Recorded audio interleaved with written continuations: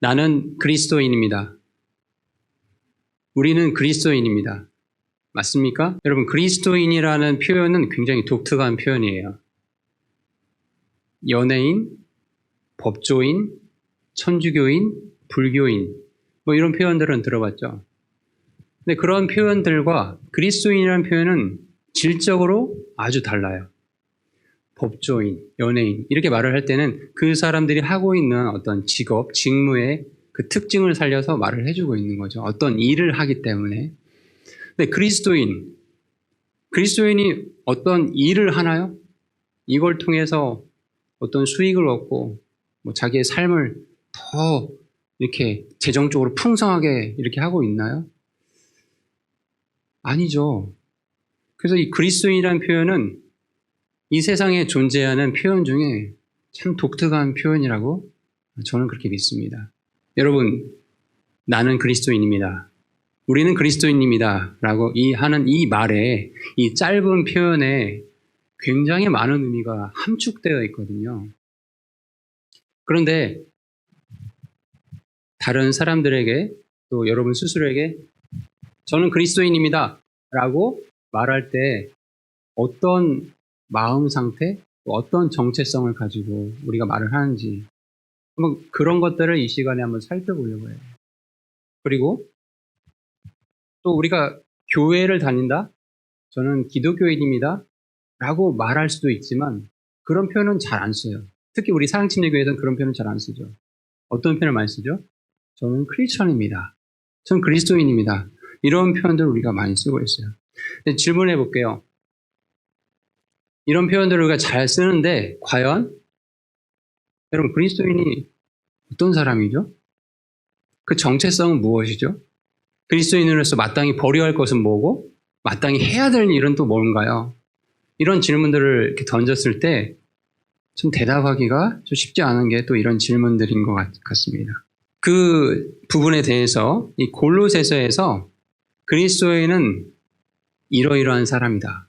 그리고 너희가 그리스도인이라면 마땅히 이러이러한 것들은 버려야 되고 이러이러한 것들은 반드시 행해야 된다라고 3장에 아주 자세하게 기록이 되어 있어요. 그래서 오늘은 여기 제목에 나와 있는 것처럼 그리스도인의 정체성과 그리스도인이라면 반드시 버려야 할 것에 대해서 말씀을 전하도록 하겠습니다. 자, 먼저 우리 1절부터 4절까지의 말씀을 먼저 볼 건데요. 처음에 1절에서 2절까지 말씀 보겠습니다. 그리스도인의 정체성에 대해서 얘기를 해주고 있어요. 선생님 다시 읽어볼게요. 그러므로 너희가 그리스도와 함께 일으켜졌거든 위에 있는 그것들을 추구하라. 거기에는 그리스도께서 하나님 오른편에 앉아 계시느니라. 위에 있는 것들에 너희의 애착을 두고 땅에 있는 것들에 두지 말라. 이렇게 1절과 2절에 말씀이 기록이 되어 있어요. 우리 눈에 띄는 것은 그리스도인은 위에 있는 것들을 추구해야 된대요. 위에 있는 것들에 애착을 갖고 땅에 있는 것들에 애착을 두어서는 안 된다는 말씀을 하고 있어요. 여러분, 애착이라는 표현을 모르진 않을 거예요. 다들 여러분 3살, 4살, 5살, 7살 이런 시절에 애착 인형을 갖고 있었던 경험이 있죠. 지금은 다 버렸겠지만 저희 이제 선생님 딸 서연이를 보면은 밤에 잠을 잘 때마다 그 애착 인형을 찾아요. 그 양양이라고 자기가 이름 정해놓고 그게 없으면 잠을 못 자는 거예요. 안정감을 못 누리는 거죠. 그리고 습관적으로 그 인형과 함께 있어야만이 가장 행복한 상태에서 잠이 들더라고요. 이런 것들이 애착이거든요. 애착. 습관적으로 여러분의 마음과 생각, 또 추구하는 방향 이런 것들이 어디에 있냐를 지금 이 말씀 1, 2절에서 얘기하고 있는 것입니다. 자, 우리가 발은 땅에 있어요. 그런데 이 말씀에 보니까 육신을 입고 이 땅에 살고 있지만 너희의 마음이 위에 있는 그것들에 애착을 두고 그것들을 추구해야 된다고 말씀을 하고 있어요. 자, 이 말의 의미가 좀 이해가 되시나요, 근데? 되게 철학적이고 추상적이죠. 그래서 이렇게 질문을 던져봤어요. 그리스도인은 위에 있는 것들에 애착을 두어야 된다. 그것들을 추구해야 된다고 하는데 과연 이게 도대체 무슨 의미인가? 이 부분에 대해서 설명을 드리도록 하겠습니다. 이 개념을 이해하기 위해서 선생님 하나 예를 들어드려볼게요. 우리가 토론을 한다고 해봅시다. 어떤 주제에 대해서. 교복을 입어야 되냐 말아야 되냐. 그렇죠? 뭐 무상급식을 해야 되냐 말아야 되냐. 정치인들 그런 걸 토론을 하죠. 그러면 토론을 하게 되면은 찬성하는 측, 또 반대하는 측이 이렇게 있어요. 그래서 어떻게 하죠? 어떤 주제에 대해서 찬성하는 측은 무조건 그 주제에 대한 찬성의 의견들을 막 열심히 피력해요. 그렇죠? 반대하는 측은 그 주제에 대해서 반대하는 주장을 계속 피력해요. 이것이 위에 있는 것들에 그리스도인이 애착을 두어야 된다. 그것들을 추구해야 된다라는 개념과 연관지어서 우리가 생각해 볼 수 있거든요. 성경에서 이런 토론과 비슷한 사례가 있는데요. 바로 이제 가나안을 향해서 이렇게 출애굽했던 이스라엘 백성들 가운데 12명의 정탐꾼들이 있었잖아요. 그 얘기 너무나 잘 알고 계시죠. 여호수아, 갈렙과 나머지 10명의 정탐꾼이 있어요. 자, 이제 가나안 땅에 가기 앞서서 그 땅이 어떤 곳인지 너희들이 정탐해보고 와서 보고를 해달라라고 이제 얘기를 했습니다. 그랬을 때 이제 민수기 13장에 그런 내용이 나오죠. 또 이제 10명의 사람들은 이렇게 얘기를 하죠. 가나안 땅을 가봤더니 거주민들이 너무 장대하고 그들이 갖고 있는 문명이 너무나 이렇게 완고하고 아주 튼튼해서 과연 우리가 이제 겨우 이집트에서 나와서 이렇게 유목민처럼 살고 있는데 이거 우리가 못 이깁니다. 우리는 완전 메뚜기 같은 존재들입니다. 라고 부정적인 입장에서 얘기를 했어요. 근데 반면에 여호수아 갈렙은 어떻게 얘기를 했냐면 민수기에 보니까 이렇게 기록이 되어 있습니다. 가나안 땅은 젖과 꿀이 흐르는 땅입니다. 주님께서 우리와 함께 계시니 그들을 두려워하지 맙시다. 지금 당장 일어나 저 붓으로 올라갑시다 라고 믿음의 선포를 했어요. 동일한 사건을 두고 위에 있는 것들을 추구했던 여호수아 갈렙은 믿음의 관점으로 이 땅의 일들을 바라봤다라는 거예요. 이것이 바로 그리스도인이 위에 있는 것들을 추구한다. 그리스도인이 위에 있는 것들에 애착을 두어야 한다는 그런 의미로 여러분이 이해를 하시면 돼요. 다시 말해서 이 땅에 많은 일들이 여러분 가운데 실제적인 삶 가운데 일어나요. 그랬을 때 아까 우리가 찬양 불렀잖아요. 스태포드 그 목사님. 사람의 기준으로 보면 인생 망했죠. 대저택이 다 불타고 그렇죠? 자기 딸들이 다 죽었어요. 그럼에도 불구하고 하늘의 관점으로 이 땅의 일들을 바라봤다라는 거예요. 그렇기 때문에 It is well이라고 말씀하실 수 있었다라는 거예요. 찬양의 고백을 하실 수 있었다라는 거죠. 그리스도인이 위에 있는 것들에 애착을 두어야 한다는 얘기는요. 우리 삶에 일어나는 실제적인 일들을 땅의 관점이 아니라 하늘의 관점으로 이 일들을 바라봐야 된다. 그리스도인은 바로 이런 사람이다라는 말씀을 1, 2절에 지금 하고 있는 것입니다. 자, 그러면 이제 이렇게까지만 얘기하면 조금 오해를 하는 사람들이 있어요. 선생님, 그러면 우리가 이제 위에 있는 것들을 추구를 해야 되니까 땅의 일은 어차피 다 사라지고 무시해도 되겠네요? 라고 극단적으로 말을 하는 친구들이 있어요. 그 말이 아니죠. 우리가 위에 있는 것들을 추구하라는 것은 우리가 아까 말씀드린 것처럼 성경의 기준에 근거해서 이 땅의 일들을 행할 때에도 처리할 때에도 그 기준을 가지고 바라보고 믿음의 눈으로 일들을 판단하고 여러분의 어떤 의사결정을 해야 된다는 그런 의미로 받아들이시면 돼요. 선생님이 이번 주에 유튜브를 하나 올렸어요. 여러분이 봤을지는 모르겠지만 유력 대선 후보들의 그 종교관과 또 그들이 기독교에 대해서 어떻게 생각하는지 그런 것들을 이렇게 정리를 해봤어요. 가장 여권에서 이렇게 지지율 1위를 달리고 있는 그 이모 씨 후보 있죠? 알고 있죠? 근데 그분이 기독교인이라고 보통 사람들이 생각을 하더라고요. 분당의 그 큰 교회에 출석하는 집사라고. 근데 막상 이렇게 조사를 더 해보니까 예수님은 혁명가라고 생각하고 자기는 해방신앙에 대해서 굉장히 우호적이다 라고 입장을 밝혔어요. 동성애에 대해서 또 차별금지법에 대해서 원칙적으로 찬성한다. 그리고 정교분리, 종교가 정치에 개입하면 안 된다. 자, 이런 얘기들을 아주 공공연하게 얘기를 했습니다. 자, 그러면 이제 이 땅의 일들을 봤을 때요. 현실적으로 그분이 대통령이 될 확률이 상당히 높은 것 같아요. 그럼 참 좌절이 되죠. 근데 그러면 그렇기도 하고 또 여권에 아주 유력한 후보다 보니까 우리가 함부로 말을 못해요. 조심조심하게 말을 해요.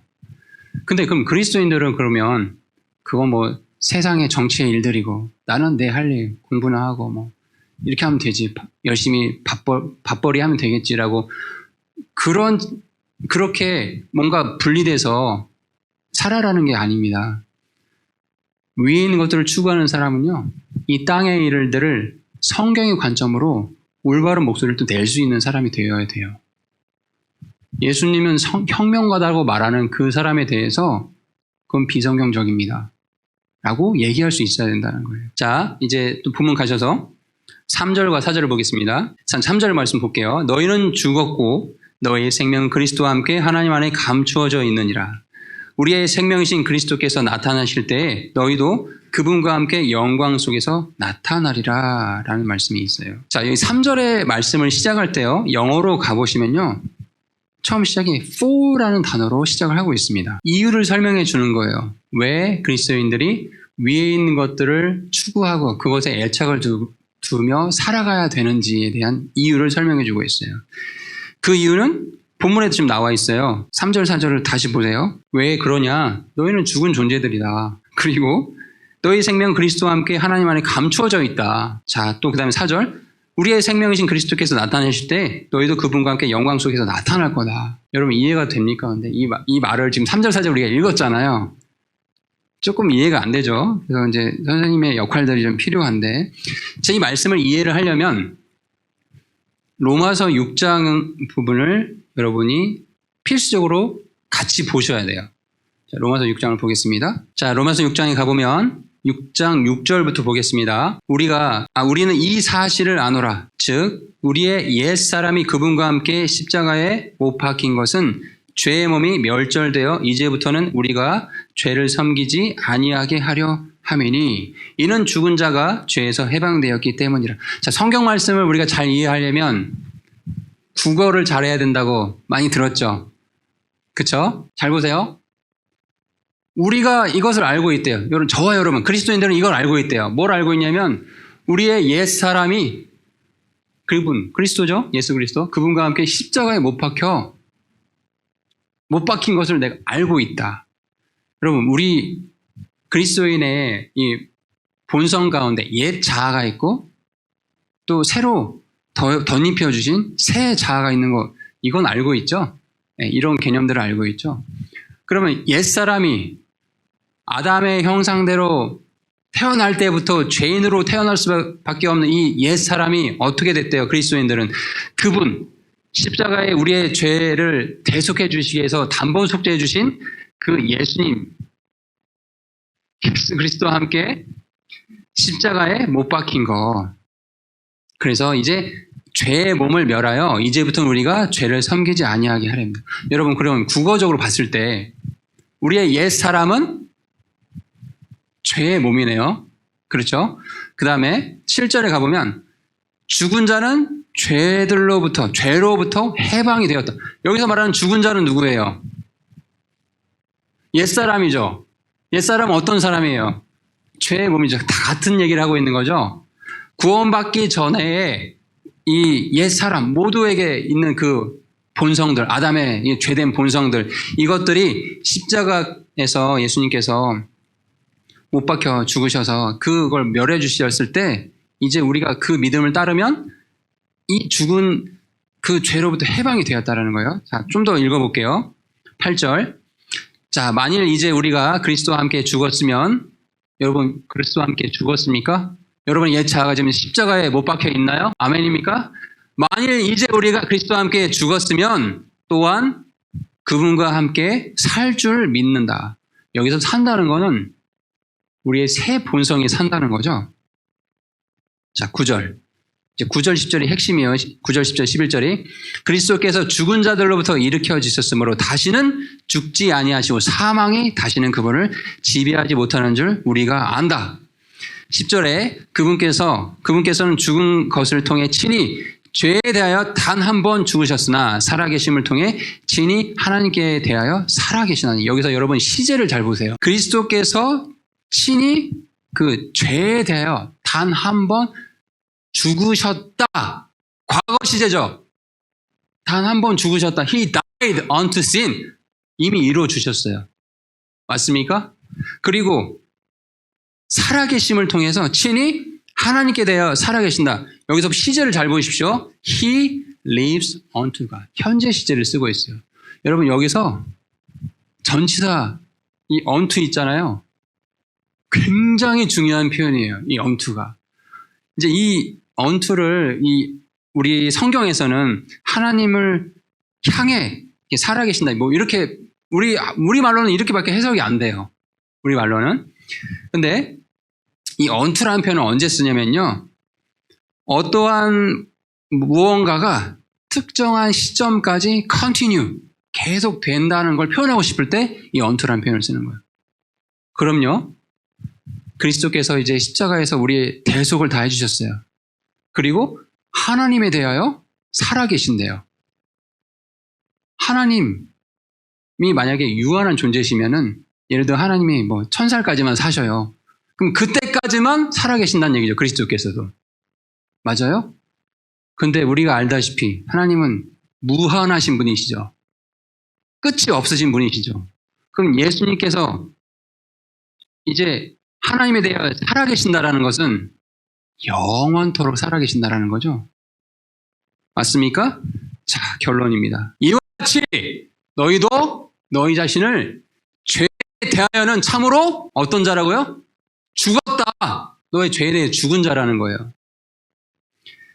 하나님께 대하여는 예수 그리스도 우리 주를 통해 산 자로 여길지어다. 여러분 이거 아주 중요한 정체성입니다. 우리 그리스도인의 정체성이에요. 그리스도께서 여러분 아까 전에 이 앞에 말씀에서 친히 죄에 대하여 죽으셨다고 하셨을 때 오해하면 안 되는 게 성경 말씀에 보면 죄의 싹은 사망이요 이런 말씀이 있죠. 그러면 예수님께서 죄 없으신 분이시지만 인류의 모든 죄를 이렇게 짊어지셔서 죄인이 됐기 때문에 죄의 형벌로만 죽으셨나 보다라고 그렇게 제한하면 안 된다라는 거예요. 그뿐 아니라 죄의 권능 자체를 십자가에서 다 멸해 주셨다는 겁니다. 그렇게 해 주셔서 하나님께 무한하신 하나님 앞에 영원히 살아계신 존재가 되신 것처럼 이와 같이 우리도 너희도 저와 여러분도 죄에 대하여는 참으로 죽었다. 죽은 자다. 십자가에서 이미 이루어 주신 그 사실을 우리가 믿고 있잖아요. 판결 내려주셨다는 거예요. 그리스도인들은 죄에 대하여 죽은 자들이다. 하나님께 대하여는 예수 그리스도 우리 주를 통해 산 자이다. 산 자. 그런데 이렇게 되었다라는 걸 너희들이 여겨야 된다라는 말씀하고 있어요. 자꾸 잊어버린다는 거예요. 왜 그럴까요? 분명히 법적으로는 너희는 죄에 대하여 참으로 죽은 자다. 하나님 보시기에 이렇게 본다는 거예요. 근데 저와 여러분 죄를 짓죠. 지금 죄 가운데 있잖아요. 육신을 아직 입고 있다 보니까. 그래서 자꾸 넘어지는 나를 보면은 분명히 나는 십자가상에서 예수님께서 이렇게 죄를 멸해 주신 것처럼 나는 이제 죄에 대해서 죽은 자인데 자꾸 죄를 짓고 있거든요. 여러분 자신을 보게 되면. 그러니 자꾸 그렇게 낙담하지 말아라. 무너져 있지 말아라. 너희들은 하나님께 대하여 예수 그리스도 우리 주를 통해 산 자이다. 그렇게 여겨야 된다. 믿음의 선포를 해야 된다는 얘기를 하고 있어요. 자, 근데요. 자, 이러한 그리스도인들이 다시 본문 가보세요. 골로새서. 이제 이해가 될 거예요. 너희는 죽었다. 해서 누구예요? 3절에. 여기서 말하는 너희는 누굽니까? 누가 죽었다라는 거예요? 옛자가 죽었다라는 거죠. 맞습니까? 그리고 너희의 생명은 그리스도와 함께 하나님 안에 감춰져. 여기서 말하는 생명은 뭐겠어요? 새 본성, 새 자아. 믿음을 통해 주신 그 새 자아가 하나님 안에 감추어져 있다라고 해요. 자, 이제 이 부분 좀 설명드릴게요. 자, 그러면 우리의 생명이 지금 그리스도와 함께 하나님 안에 감추어져 있다. 이제 이런 말씀이 지금 있어요. 이 말씀의 의미는 뭐냐면요. 우리의 새 생명이 그리스도와 함께 하나님 안에 감춰져 있다. 즉, 세상의 관점으로 보면은 그리스도인의 삶은 감춰져 있는 삶이라는 거예요. 왜냐하면 세상은 그리스도를 알지 못하기 때문에. 여러분, 밖에 나가서 친구들에게 나는 그리스도인이야 라고 얘기했을 때 친구들 반응 어때요? So what? 이러잖아요. 그래서 뭐 어쨌다고 이러잖아요. 근데 사실 이 그리스도의 정체성은 영원한 생명을 소유한 자들이거든요. 하나님에 대해서 영원히 살 수 있는 그 생명을 소유한 자들이거든요. 그런데 이게 감춰져 있어요. 하나님 안에서. 근데 보세요. 4절에 가보니까 근데 영원히 감춰져 있는 것이 아니다. 우리의 생명이신 그리스도께서 나타나실 때가 있다. 우리가 기다리고 있는 거 맞습니까? 다시 오심을 기다리고 있죠. 예수님께서. 오늘일지도 몰라요. 그때에 비해서 너희도 그분과 함께 영광 속에서 나타나리라. 아멘입니까? 이게 우리의 정체성이에요. 이게 그리스도인의 소망이자 정체성이에요. 세상이 보기엔 별 볼일 없는 사람들인 것 같아도 하나님 보시기에는 영원한 생명을 소유한 자들이라는 겁니다. 아들이 있는 자에게는 생명이 있고 아들이 없는 자에게는 생명이 없다. 이 말씀 사실 되게 무서운 말씀이거든요. 근데 우리는 이 말씀을 들을 때 아멘, 맞습니다. 하나님의 아들이신 예수 그리스도의 그 생명이 나에게 있음을 믿습니다 라고 고백하잖아요. 근데 세상은 아들이 없는 자들이거든요. 잃어버린 영혼들은요. 불신자들은 생명이 없는 자들이래요. 근데 이 생명은 나중에 예수님 다시 오실 때 영광스럽게 드러날 거예요. 자, 그럼 이런 자부심을 가지고 골로새서를 지은 바울이 이렇게 그리스도인을 높이 띄워줬다가 그러나 너 하늘에서만 살면 안 된다. 이 땅에서 살 때 너 반드시 버려야 될 게 있다. 라고 지금 5절부터 얘기하고 있어요. 자, 본문을 가보세요. 자, 그러면 이제 실제적으로 이 땅 가운데 육신을 입고 두 발을 땅에 대고 살면서 위에 있는 것들을 추구해야 하는 삶을 살아야 되는 이 그리스도인이 버려야 될 것이 있다라고 5절부터 얘기하고 있어요. 같이 말씀을 보세요. 그러므로 땅에 있는 너희 지체들을 죽이라. 그것들은 음행과 부정함과 무절제한 애정과 악한 욕정과 탐욕인데 탐욕은 우상 숭배니라. 이것들로 인해 하나님의 진노가 불순종의 자녀들에게 닥치느니라. 대표적으로 이 땅 가운데 벌어지고 있는 악한 어떤 죄의 근원들이라고 할까요? 그런 것들을 한 5가지 정도로 지금 성경에 기록되어 있다고 보시면 돼요. 음행은요, 소위 말해서 원나잇 하는 거 말하는 거예요. 무슨 말인지 알죠? 결혼하지 않은 남녀가 이렇게 잠자리 갖는 거. 요즘은 근데 이게 무슨 죄가 아닌 것처럼 얘기가 돼버리죠. 뭐 사귀면 당연히 이렇게 잠자리 해야 되는 것처럼 땅에 있는 이 악한 옛 자아들의 모습이라는 겁니다. 부정함, 또 무절제한 애정.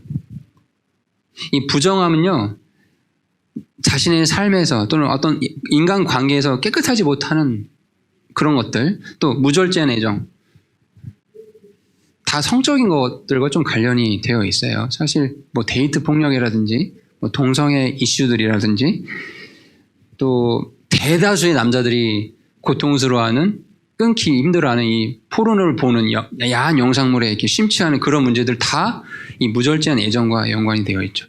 또 악한 욕망들, 또 탐욕들. 자, 이런 것들이 사실 하나님의 진노의 대상들이라고 해요. 근데 이제 이 부분을 이제 읽어가면서, 자, 죄에 관련된 것들이잖아요. 이 죄에 대해서 설교자가 또는 저는 목사님이 아니니까 뭔가 선생님들이 이렇게 얘기를 할 때, 또 부모님들이 얘기를 할 때 참 불편해요. 죄에 대해서 얘기를 할 때. 그렇지만 성경에 기록되어 있기 때문에 우리가 읽고 이렇게 얘기를 해야 되는 거죠. 근데 간혹가다 이제 이런 생각을 갖고 있는 분들이 있어요. 선생님 또는 엄마 아빠한테 얘기를 한다고 하면, 엄마 아빠, 그래도 저는 그리스도인이라서 세상 사람들이 짓는 죄와는 좀 질적으로 차이가 있잖아요. 저는 그래도 좀 낫지 않아요? 라고 좀 이렇게 비교해서 얘기를 하는 경우도 있는데, 저도 맞아요. 저도 차이가 있다고 생각해요. 어떤 차이가 있냐고요? 사실 성도들이 짓는 죄가요, 더 사악하다고 생각해요, 저는. 훨씬 더 교묘하고 하나님 보시기에 악한 것들이 너무나 많다고 생각해요.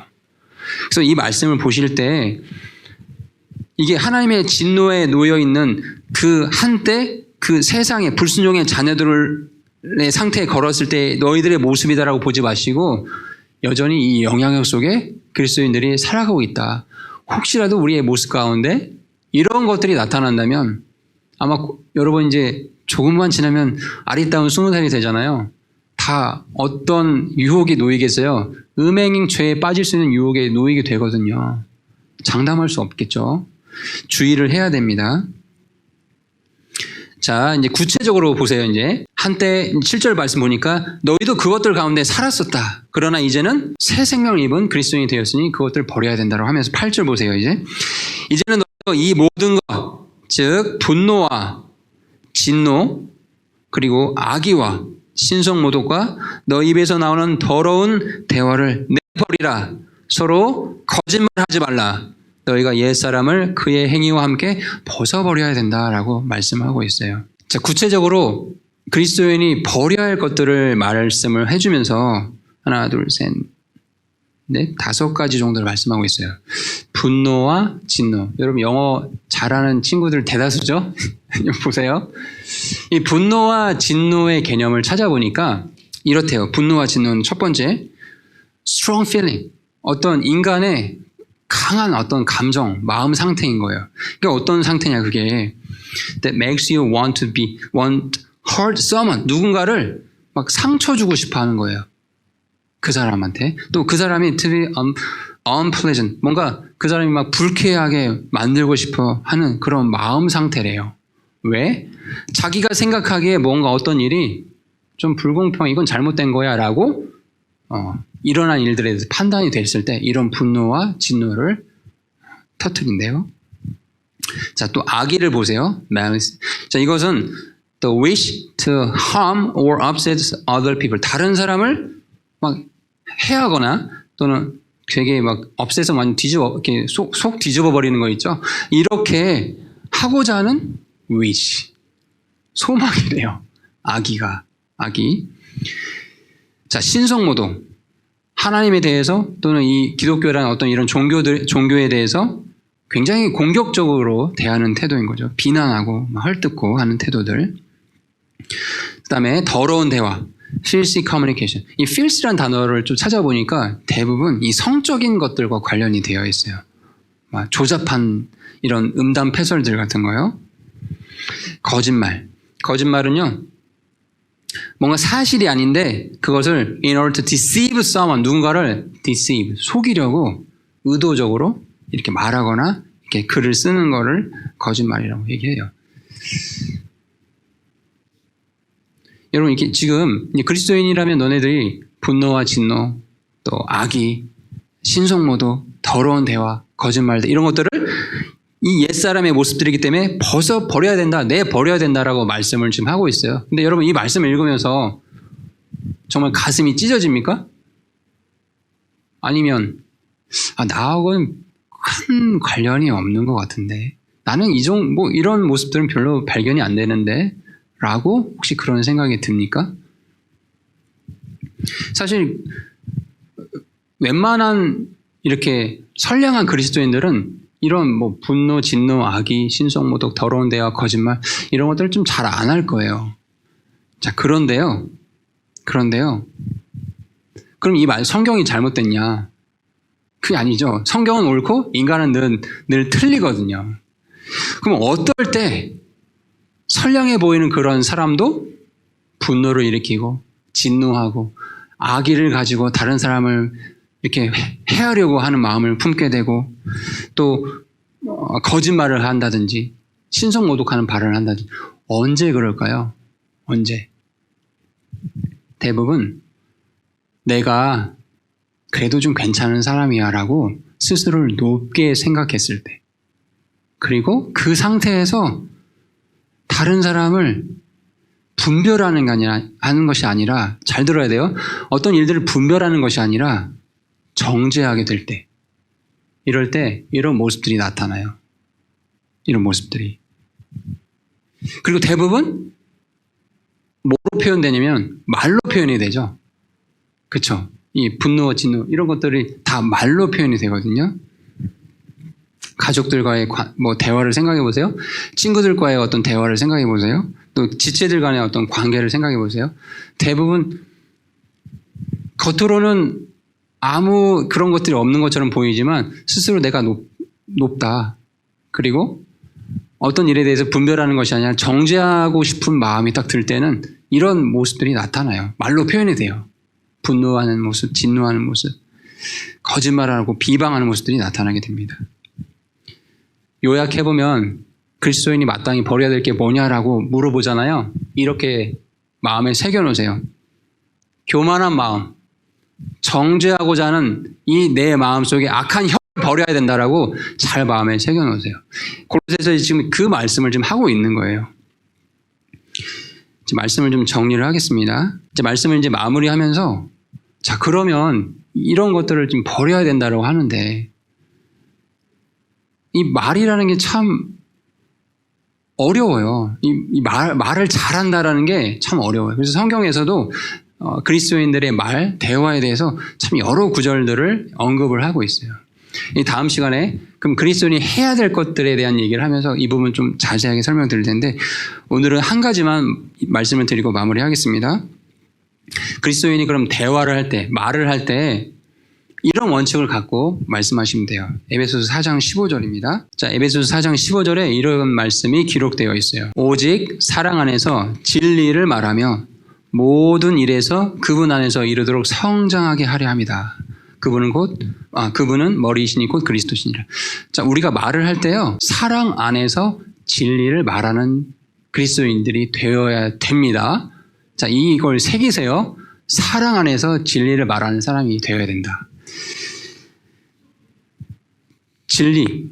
근데 이게 두 가지가 지금 같이 나오는 이유가 있어요. 사랑 안에서 진리를 말해야 된다는 건요. 진리는요, 만약에 사랑이 없이 이렇게 진리만 이건 옳은 거야, 이건 잘못된 거야, 이렇게 얘기를 하게 되면요, 그 사람한테 상처만 줄 뿐이에요.